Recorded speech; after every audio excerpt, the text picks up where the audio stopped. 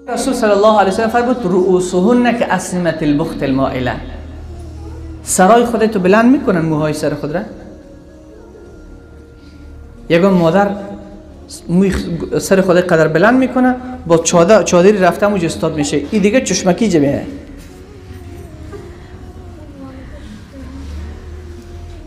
مود است. حقیقت داره نه این گپا. و رؤوسهن که اسنمة البخت المائله. سرای خود را مثل کهان، پشت شتر دیده باشین شما بلند است، مثل کهان شتر می ایستادن. پیامبر چه تعبیر زیبایی کرده. این از اوصاف زنان جهنم است. یگان خواهری که حجاب کامل اسلامی داره وقتی باور بکو از مسیر از یک جای رد می شود، از حیا و شرمش مردها میرن او طرف سرک. از شرم درست دیده نمیتونن، گوشه چشم نگاه میکنن.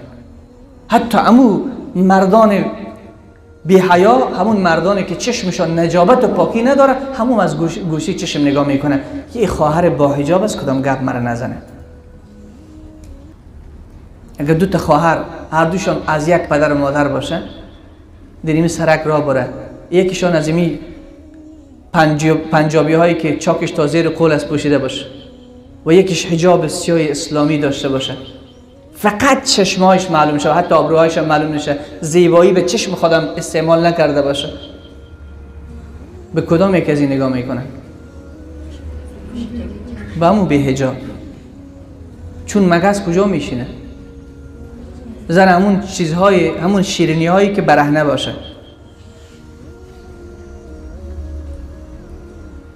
پس دلتان که خودتانه مثل همون کیله‌ای که پوستش کنده شده باشه او را سر راک اسپرت میخوریم، به خاطر که میگی گرد و غبار و نجاست کثافت به خود گرفته. انسان هایی که دنبال پاکی میگردن دنبال این زنان نمیاین. پس هر کی در صفحه مجازی تو را انتخاب کرد، از طرز لباس تو را انتخاب کرد، از موی بلندت انتخاب کرد، از بی‌حجابیت، از رقصت، به خدا قسم که اونم مردم مثل تو گنده است.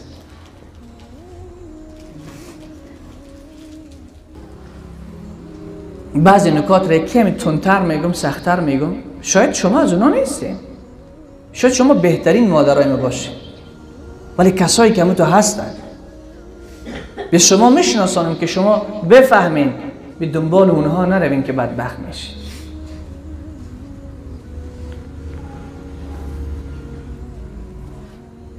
چون دور بودن از خدا انسان به کامیابی نمیرسانه و نرسانده. نزدیک بودن به خدا کسی را ناکام نکرده و ناکام نشده. هر کی رو میبینیم اگر بیابرو میشه، پول از دستش میره، خانهش مشکل برش پیدا میشه، جنگ و جدل در بین خانه هست و پیش قوم خود مورد اعتماد نیست، همسایش دوستش نداره، در خانه داخل میشه فکر میکنه داخل زندان داخل شده، هیچ محبت به خانه ایشون نه، همه سردن. این خانواده ای است که دین نداره. در خانه ای که دین است قناعت است، در خانه ای که دین است محبت است، در خانه ای که دین است اعتماد است، در خانه ای که دین است شک نیست، گمانهای بد نیست، در خانه ای که دین است اولادهای از اون مثل ستاره های آسمان میدرخشند، در خانه ای که دین است دخترش قیمت داره، صدها خواستگار، در خانه ای که دین است در بچه از اون چقدر خواستگار دیگره است که دختر ما را بگیره. بچه فلانی رو میگه بسیار با شرف بچه است، خیلی با حیا بچه است، خیلی با اخلاق بچه است.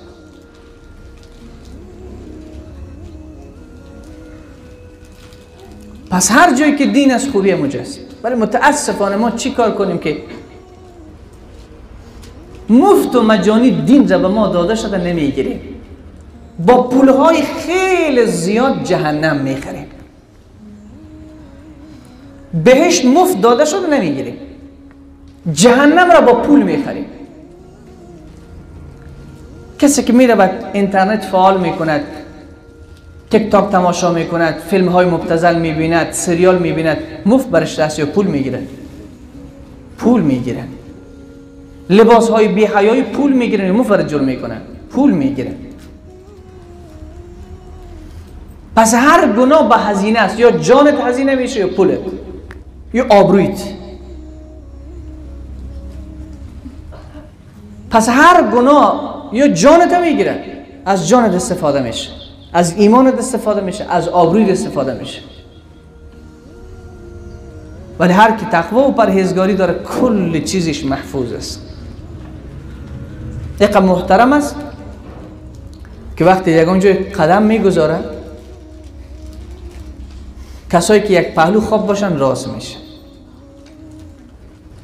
دامن خود سر پایای خود میندازن که فلانی خان آمد، فلانی بزرگ دین آمد، فلانی مولای سبجی تیر شد. به خاطر چی؟ دین هست. یک ترس از تو در دل مردم میغلطه. تقوایت بیشتر شد، پدرت از تو میترسه، مادرت از تو میترسه.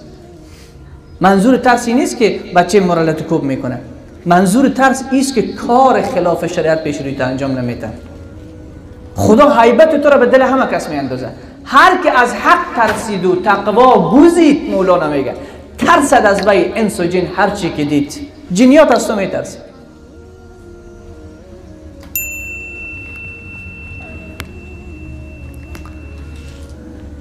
دوم، زنان نافرمان. رسول صلی الله علیه وسلم میگه دو کس نمازش از پیش گوشش بلند نمیشه، منظوری است که ثواب برش داده نمیشه، قبول نمیشه نمازش. کدام؟ او زنی که شب میخوابه، همسرش از او قهر است، همسرش از او قهر است، تا زمانی که شوهر خود را راضی نکنه الله نمازش قبول نمیکنه. یعنی تا زمانی که شوهر خود را راضی نکنه الله رب العزت و جلال نماز از او را قبول نمیکنه. پس وقت نمازت قبول نشد، عبادتت قبول نشد، پس خودتان میفهمید به کدام سمت این زنان را سوق داده میشه. رسول صلی الله علیه وسلم میگه در حدیث بخاری هست، فرمود ای زنان من شما را به جهنم دیدم. این زن بلند شد یا رسول الله چی کار کردیم؟ فرمود تکثرن اللعن، دشنام زیاد میتین شما، لعن زیاد میفرستین، و تکفرن العشیر، نافرمانی و ناسپاسی شوهران خود را میکن. پس یکی از اوصاف زنان جهنم نافرمان شوهر است.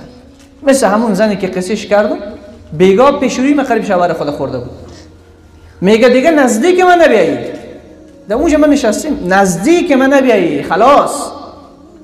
به جایی که مرد بگوید طلاق بود کردیم، این زن میگه من تو رو طلاق کردیم.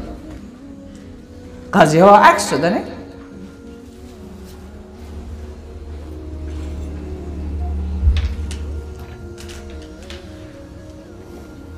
رسول صلی الله علیه وسلم گفت فاتقوا الدنیا و اتقوا النساء، هم از دنیا بترسین هم از زنا بترسین، هم از دنیا بترسین هم از زنا بترسین. چرا؟ وقتی یک زن در مسیر حق حرکت نکرد، شما ببین پناه بر خدا، پناه بر خدا که در یک قریه یک زن بی حیا شود کل قریه را به نابودی میکشاند.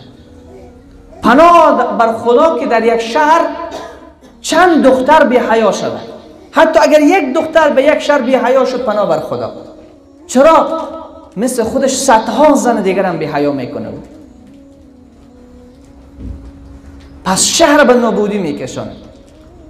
زمین آرامش خود از دست میده، آسمان آرامش خود از دست میده، باران آرامش خود از دست میده، سیلاب ها میآید، زلزله ها میشود. کدام سرزمینی در روایت داریم، کدام سرزمینی که در اون سرزمین زنا زیاد شود، اون سرزمین گری بلاها را به سر خود باز کردن، دروازه بلاها را به سر خود باز کردن. گفتم پناه بر خدا که یک زن بی حیا شود. میتونه 1000 مرد به نابودی بکشونه، 1000 مرد بدبخت کنه. به همون خاطر است که در روایت داریم یک زن که از مسیر حق منحرف میشه 4 کس را به همراه خود به جهنم میبره: پدرش، برادرش، شوهرش، پسرش. یک زن که بی حیا میشه 4 کس به همراهش به جهنم میره: پدر، برادر، پسر، شوهر. چرا اینا میتوانستن جلوش بگیرن؟ نکردن. درختی که تازه رشد میکنه او را در یک تار که بسته کنی، او طرف بسته کنی، اون طرف کلان میشه، این طرف بسته کنی، امی طرف کلان میشه، کج بستش کنی، کج کلان میشه. و بعد از اینکه دبل شد، بعد از اینکه بزرگ شد، و باز دیگه توسط ریسپان هم نمیشه، دیگه خلاص شده از کج شدن.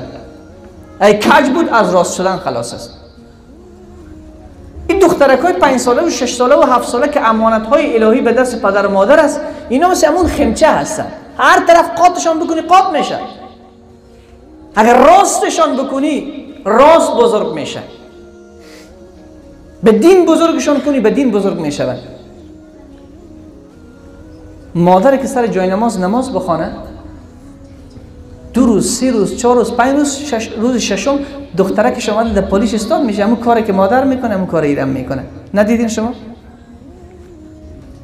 اگر مادر در خانه رقصید با این دخترک هم چی میکنه؟ میرقصه.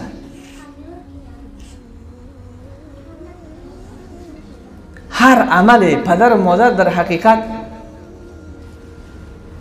پژواکش و انعکاسش به دخترایشان میزنه، به اولادهایشان میزنه، به پسرایشان میزنه. پس رسول صلی الله علیه وسلم فرمود دوم زنان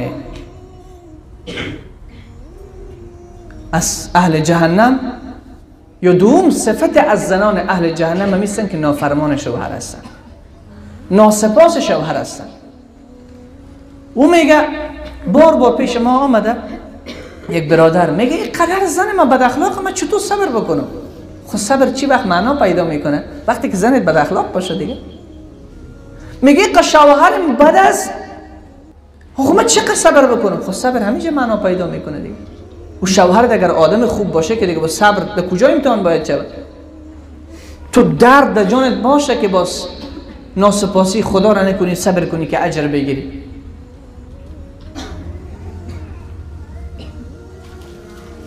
حالا جهاد چرا قدر مقامش بلند است؟ شهید شدن چرا مقامش بلند است؟ چون تکلیفش زیاد است. هرچه تکلیفش بیشتر است مفادش بیشتر است.